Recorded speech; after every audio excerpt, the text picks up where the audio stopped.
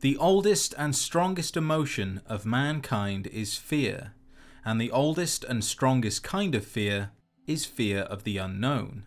There is very little information regarding the mysterious stranger, so let's take a look at what we actually know. In Fallout 1, the mysterious stranger can be both male and female, matching that of the protagonist. After jumping in to save the day, they remain on the map and can even be spoken to, although all they will say is, "I will help thee," and "I don't talk much." They can also be attacked and will fight back, and more importantly, can die, allowing us to check their pockets. But the contents will change with every new encounter, so what's inside really doesn't matter. In Fallout 2, the mysterious stranger is exactly the same, only appearing more often, and leaving as soon as the fight is over, instead of sticking around to say nothing. In Fallout 3, a short guitar riff will mark their entrance, the music also coming from the weapon, or the action of unholstering and holstering the 44 Magnum, although the reason as to why this happens is about as mysterious as he is. This stranger has a new getup, no more leather armor, instead swapping it out for a fedora and trench coat, more reminiscent of a 1950s noir detective. The lone wanderer can mention the mysterious stranger's existence during an encounter with Soma when discussing how to escape their holding cell, saying if we're lucky, a friend of mine might show up to help. Her response indicates that she has no idea who or what they're talking about, suggesting that she herself has yet to have an encounter. One thing we do know about this mysterious stranger is their name, and more importantly, what they are. In the Fallout 3 official game guide, it states, "You have a guardian angel, but with a deadly hand cannon instead of wings. Meet the mysterious stranger, aka, real name, Farmer, an odd eldritch entity said to appear and aid you in combat before you draw your dying breath." Of course, it helps to have said a prayer to Farmer first. This reveals that the mysterious stranger, at least the one we see in Fallout 3 in New Vegas, is some otherworldly creature, an eldritch entity who goes by the name of Farmer. In Fallout New Vegas, the mysterious stranger is exactly the same, but this time we get to learn something else. Sitting by the billboard north of the El Dorado gas and service is the Lonesome Drifter. The courier can speak with him, learning that his father was a mysterious fella. Even his mother barely knew who he was. The Drifter has been searching for his dad for many years, but did not succeed, so now he sits, pondering his options and getting ready to put down some roots of his own. This story of a deadbeat dad leaving a mother and child to fend for themselves is nothing new. It's one of the great Western tropes, where the son heads out to find his father, but in the end turns into the very man he's searching for. If not for what the Drifter has on his hip, I would think nothing of his story, but the Drifter is in possession of the mysterious Magnum, which when holstered and unholstered, plays the mysterious stranger's jingle, both the first and second half depending on the action, and will even play quietly when the user is sneaking. According to the Lonesome Drifter, the mysterious Magnum is the only thing he has left that belongs to his father, but the engravings on the side suggests, at least to me, that it was left behind on purpose, and was in fact more of a gift intended for his son. The Lonesome Drifter is proof that not only can the mysterious stranger reproduce, but can also part with a mysterious weapon. After looking at the artwork, I was almost convinced that the user was tied to their weapon, not physically as is seen in the artwork, but metaphorically.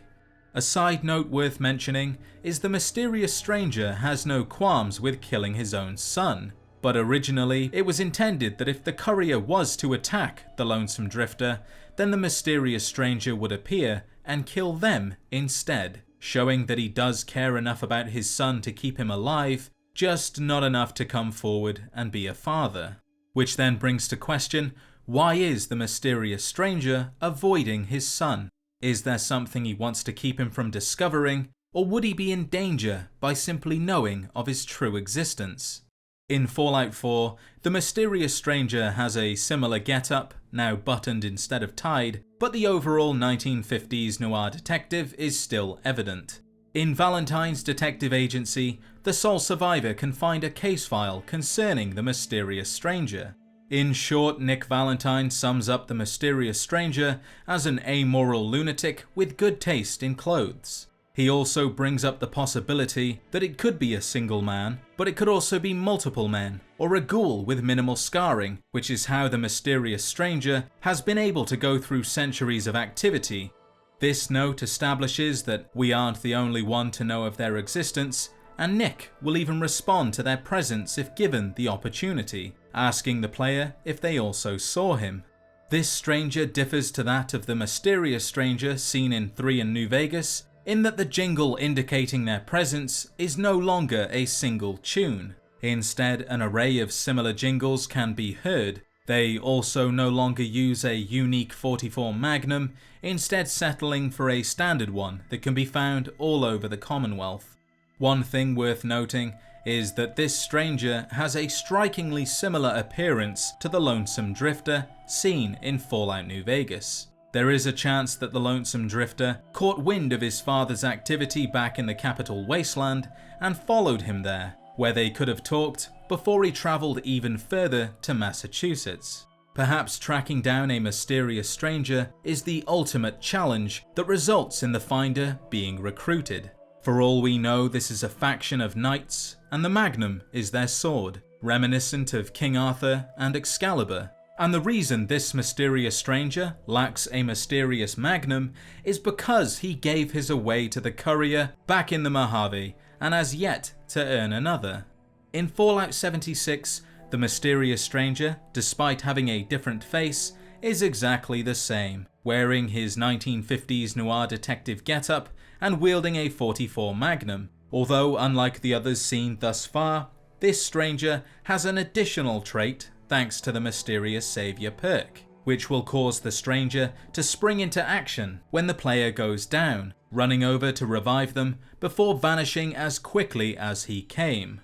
So we know that mysterious strangers have existed as early as 2102 and have continued to do so for centuries. We know they can be either male or female thanks to Fallout 1 and 2, and potentially New Vegas as well with Miss Fortune, who, like the mysterious stranger, appears, helps, and leaves in a moment's notice. We know some of them use mysterious magnums. We know they appear with the addition of a jingle, which are both audible and may be unique to specific strangers. We know they wear different clothing and don't always stick to that clothing thanks to Nick Valentine's case file, and more importantly, we know they have names, or at the very least, code names, as is seen with Farmer, who's also said to be an eldritch entity, the only one so far to be given this claim. So what does it all mean? Theories range from a group of Vault-Tec scientists who've discovered the ability to travel through time and track the protagonist through their Pip-Boy, jumping in to lend a hand in order to ensure the future they desire is achieved, all the way to the mysterious stranger being Mark, the only member of Richard Gray's expedition team into the Mariposa military base, whose fate is left unknown. Rumoured to now have newfound powers thanks to the FEV, which gave him the ability to teleport. But these theories are extremely popular, and you've most likely already heard of them, so instead of wasting your time, I will simply cover the theory that I most enjoyed and also believe to be true. We know that at least one mysterious stranger is confirmed to be an eldritch entity. I believe the mysterious strangers seen throughout the series is one and the same, and none other than Nyarlathotep. H.P. Lovecraft has inspired many things in the Fallout universe, such as Ugg Qualtoth, the Interloper, Pickman, the whole Dunwich mystery, and the mysterious stranger is just another example. There are several reasons I believe this to be true, which I hope you agree with. Unlike the other Lovecraftian creatures that are banished to the stars or left sleeping beneath the ocean, Nyarlathotep remains on Earth and is considered to be frequently active, which the Mysterious Stranger is, and those are just the sightings that we know of. Nyarlathotep is a shapeshifter, having over 1,000 other forms and manifestations, most reputed to be quite horrific and sanity blasting, but among those forms are human appearances, which can be both male and female, giving reason as to why the Mysterious Stranger has different appearances throughout the series, and why he doesn't look old enough to be the Lonesome Drifter's father, as well as why they appear as both male and female. This includes Miss Fortune, who acts a similar way to the Mysterious Stranger. She is simply another one of Nyarlathotep's forms. One power that Nyarlathotep has is the ability to freely traverse every plane of existence through the means of teleportation, jumping from one location to the next in the blink of an eye, something the Mysterious Stranger and Miss Fortune can do.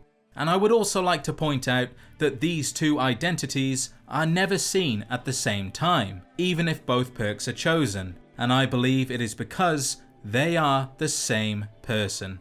Unlike other Lovecraftian creatures that use alien language, Nyarlathotep uses human language. What little the Mysterious Stranger does say is clearly English, which is one of, if not the most spoken language in the world, so it would make sense for them to speak it. But other than those appearances, the Mysterious Stranger does not speak. In one of H.P. Lovecraft's short stories, The Dreams in the Witch House, Nyarlathotep is speechless, only pointing, letting his actions speak for him, which is definitely something the Mysterious Stranger does.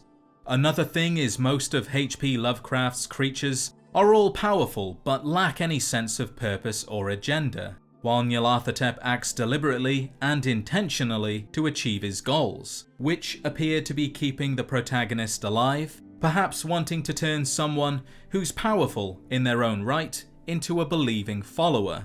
Speaking of followers, in the mythos, Nyarlathotep gathers them through his demonstrations of strange and seemingly magical instruments, which in this case would be the mysterious magnums, capable of taking life from the greatest of creatures with a single bullet, even passing them off to certain individuals to keep them safe.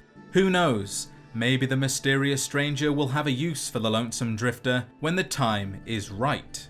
And finally, where there's eldritch activity, the Mysterious Stranger is always close by. The shrine to Ugg-Qualtoth in the capital wasteland, an ancient city lost beneath the Mojave Desert, the body of an old one whose breathing trembles the very ground in the Commonwealth, and a dreaming creature deep beneath the earth in Appalachia. What business Nyarlathotep has with these entities is beyond my comprehension, and it is important to remember that the world of Fallout is smothered with Lovecraft influences, and it is all too easy to make something out of nothing.